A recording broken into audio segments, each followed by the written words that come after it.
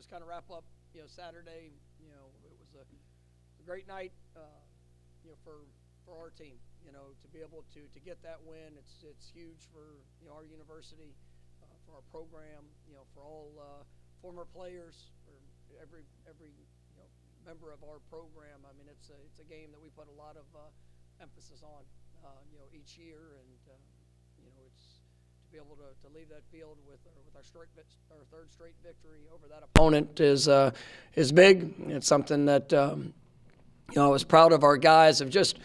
All the things that we worked for, how they responded throughout the game. I mean, you can watch it and see. I mean, there were plays that obviously we'd like to have back. Some good, some bad. All of it that showed up. But I mean, our team, they had great confidence throughout the course of the game. The sideline was awesome. The support, the encouragement. And then I thought our guys played really, really hard. Played physical. We made the plays necessary when we needed to be made. I love seeing guys, Jerry Jones finishing up with that interception and just, what he did,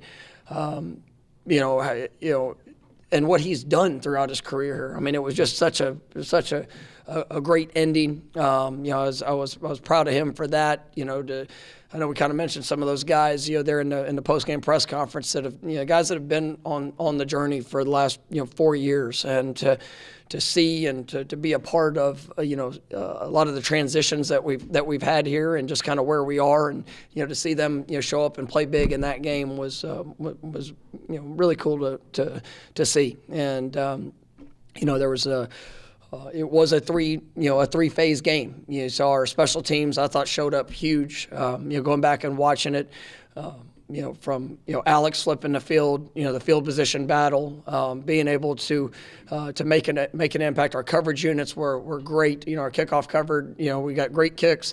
I think they tried to return two, and guys, we were able to pin them and have long fields. And then the return unit, showing up. I mean, I thought it was awesome. Just watching the guys and the energy and the effort that was being put in. I called out, Dre Jacobs, Vendravius. He was, I think he played 2 snaps in the game. And I always tell our players, you never know, when your moment's gonna, when you're gonna be called upon, and when your moment's gonna show up. And he had probably one of the better blocks in the game, and it was. I think he played 2 plays and all effort and everything he had in that moment, and actually helped kind of provide a seam for Keon. And you just, when Keon broke into the open field, just watch the effort of our guys chasing him down the field, and the excitement and the joy for a special teams play that was big. And it was obviously Keon did a great job on it, but it was when you watch the 10 other guys that did their job and played a significant role in helping create that space, and you see just the constant ebb and flow. I mean, that game's going to be challenging. You're going to have momentum swings. I don't care, what year it is, what it looks like. I mean, we were a couple plays away from making that game a lot I guess less close. If we would have executed in certain moments or had a little different outcome, but it didn't happen. And they made some plays. They did a good job in a couple areas, and it came down to 1-score game. And you look back in the history of that game, I think since 2000, I saw a stat somewhere. It was, I think, 18 of the last 22 or 23 games have come within a 8-point game. And I mean, that's what a rivalry game is going to be. And so you got to be prepared for that moment. And how we train, what we do, everything we build our players up for is to prepare them for those swings. And I thought they handled it really well, and did what was necessary to win it. Obviously, hit a couple benchmarks. Being able to have our 26-10 win season, pretty big. It's big for our program. I know we've talked about it before, but you get a chance to change the walls, change the number on the walls here at Florida State. You've done something special. And, this team will be remembered because of that. And, we're still, just on our path, on our journey to take another step. To go undefeated in ACC play was big. these guys they've battled, they've worked, and it was definitely an impressive feat to see them be able to accomplish that. And we know what that sets up for here in a few weeks. But as we jump into this week, it's still about our growth. It's about our improvement. There's plenty of mistakes and things that we have to correct and we have to get better at. And our guys understand that. And we met last night. We practiced last night. We squatted yesterday. I mean, it is work. It is time. It is going to get better.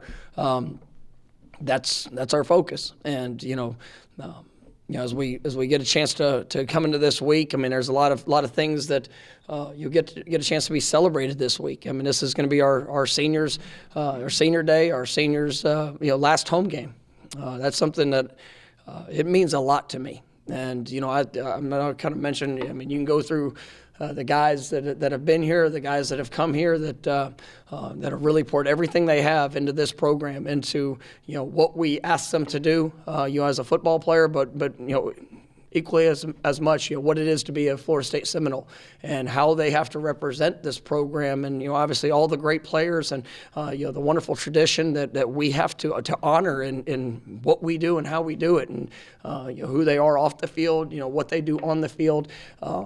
This is a group that deserves to be celebrated, and I'm just so excited for what they've done, and obviously to be able to recognize them, as we go out there on Saturday, and also a very special occasion. We get to celebrate the 2013 national championship team, and we got a great number of those guys coming back.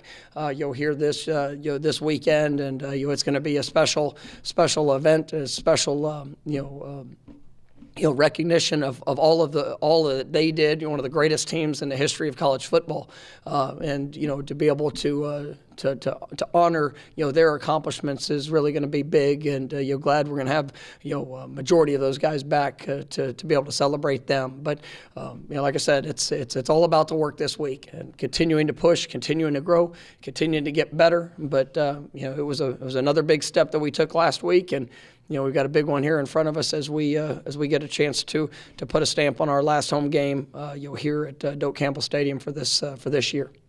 First question will be Ira on your right. I'm guessing based on what you just said, I may have an idea what the answer is, but after this physical stretch, you guys had some very physical games, and you've got some huge games coming up down the road. Is there any temptation to giving some guys some time this week to heal and get better as you get ready for the? Oh, we need to go get better. That's what we need to do, and but it's not just the physical. It's the mental. It's the execution. We have to get better as a program. There's some guys. We got bumps and bruises and things like that. Human nature wants to pull back.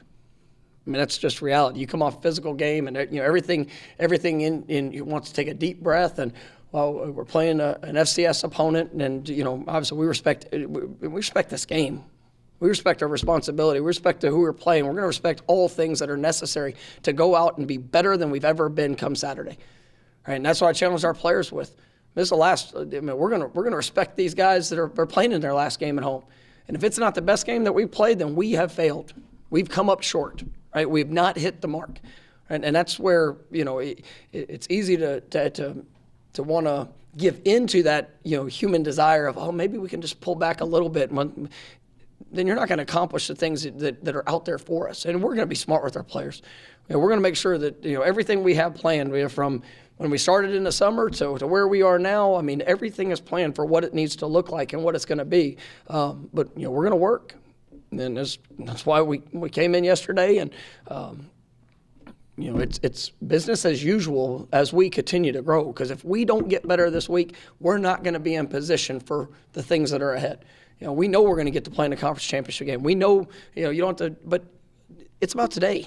It's about what you do today. It's about what you do this week. It's about we did not play a perfect game last game. We made some mistakes that were costly in that game. We have to be better, coaches, players, everybody involved. But if we don't apply those lessons, we're not achieving the objective of what we set out for. All the things we've done to get to where we're 10-0, and I'm excited to be 10-0. Right? I'm proud of our players to be 10-0. I'm proud of them but I've watched them grow. I watched them make investment. I watched them pour what all they have into each other, into this team, into each step that's been necessary. If we don't do that this week, man, it will be devastating for our program, right? Because that's what we're built on. And so, man, we're going to respect this game, and we're going to respect the opportunity. We're going to respect all the work that these guys have poured in to get to this point, and we're going to go improve this week. Kurt, front row on your right. Sorry, I'm putting you on the spot a little bit here. This being, of one of those seniors, Jordan, obviously, is one of the guys this week who's being honored, his last game at Doak. You've had a lot of memories with him, I'm sure. Can I put you on the spot about a couple that stand out moments or memories from your time with Jordan? Man,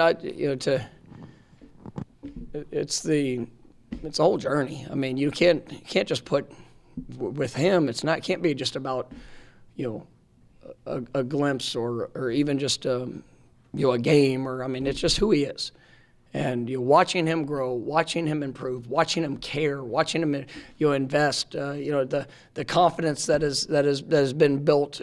Just in who he is and what he's all about. I mean, he is a tremendous person.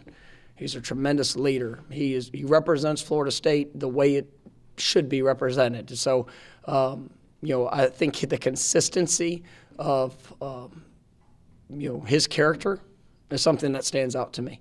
And it's not always you can pick in each game. I meof there's moments and opportunities that he gets to make the choice of what it's going to be and what he's going to do, and he fights for this team. I thought one of the great plays there the other day was a third down, and ran a little speed option play, and you had to cut up the field. He lowers his shoulder, but everything he had to go get a couple extra yards. Right, and that was, those things are just, and I love his passion to do what he could do all that he can to help this team. And so, not to point out any just like specific moments. He's had a bunch of great moments, and he'll have a lot of plays and a lot of games that people will talk about forever. He's broke some records, and I thought it was pretty remarkable that the first starting quarterback at Florida State to go 3-0 against that last team, and that's something that'll be remembered. But I don't want to just put it into a couple of games, because he's so much more than that. We'll come to Chris, front row on your left.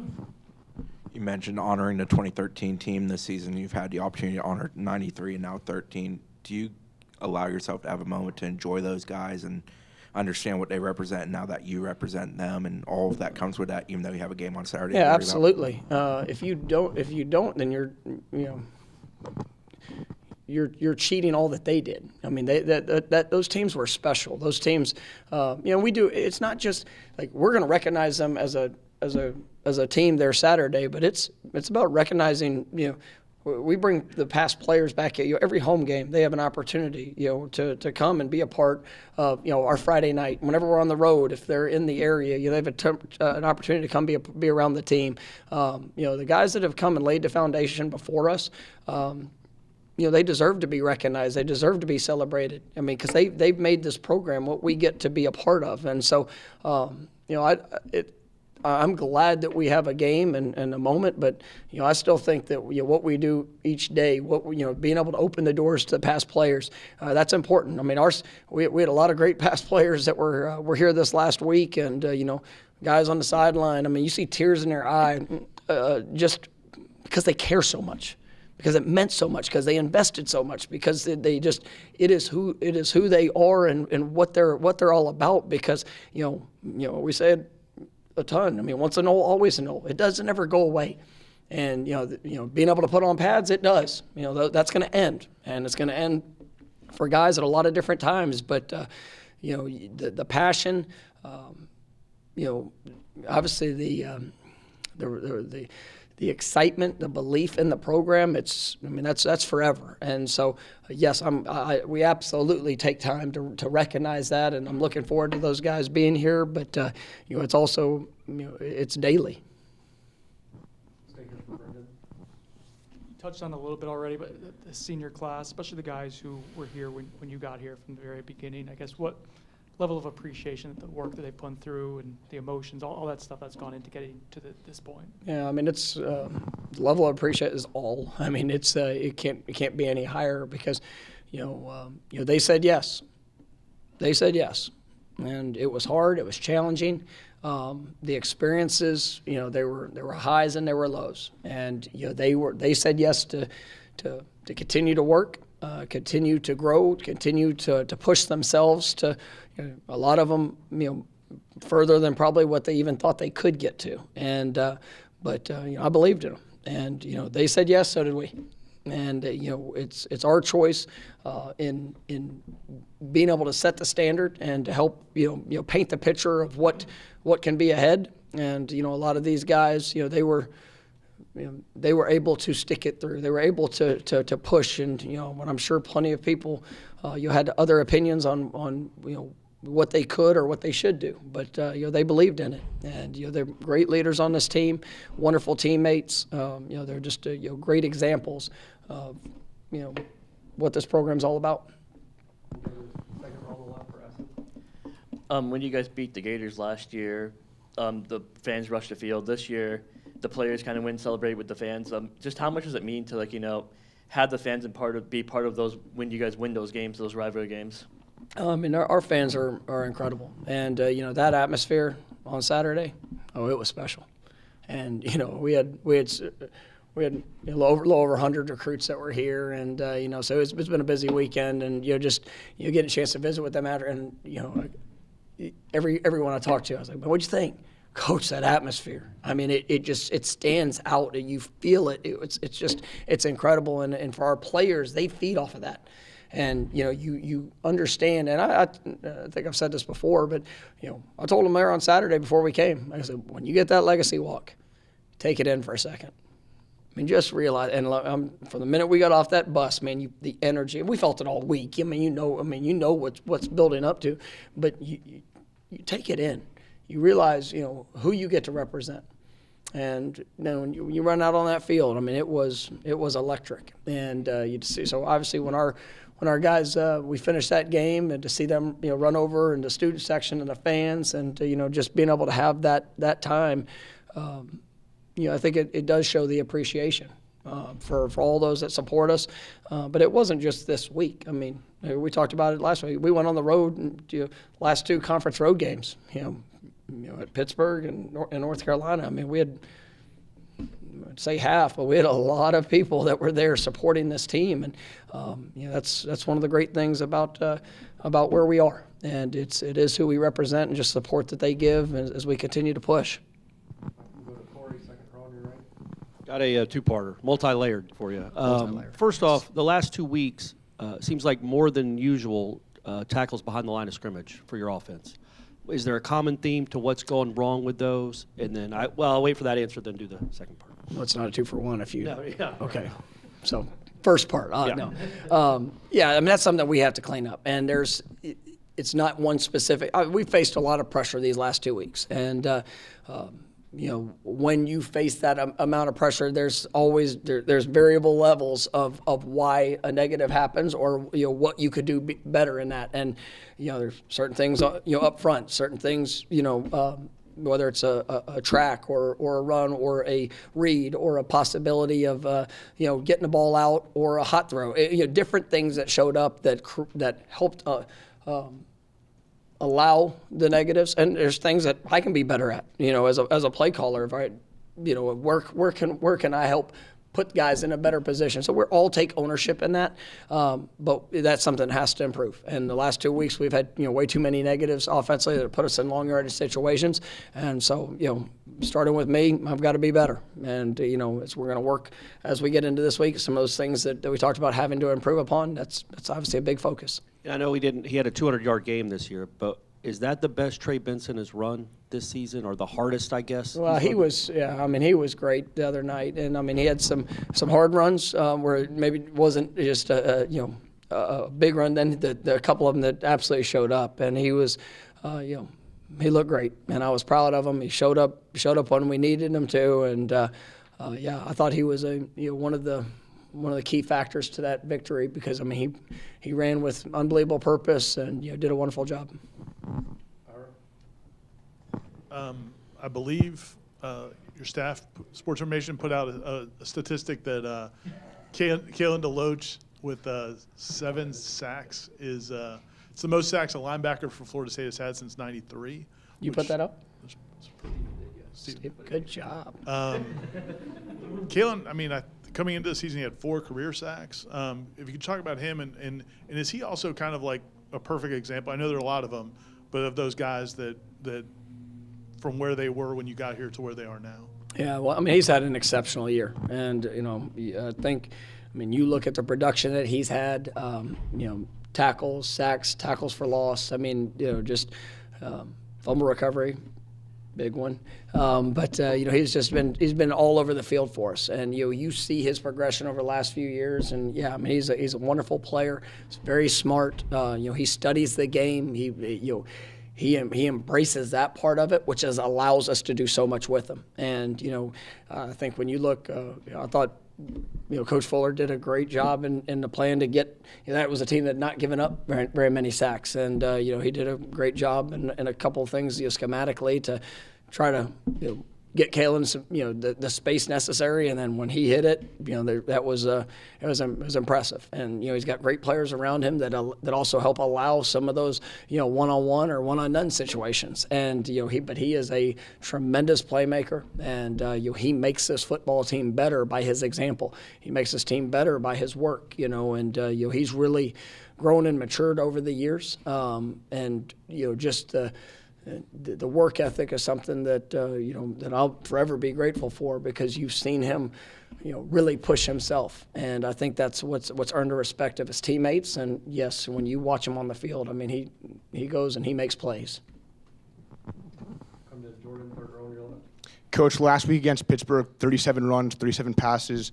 This week against Miami, 31 runs, 31 passes. How important is it for this team to be balanced on offense? How do you continue to call plays, and with that in mind?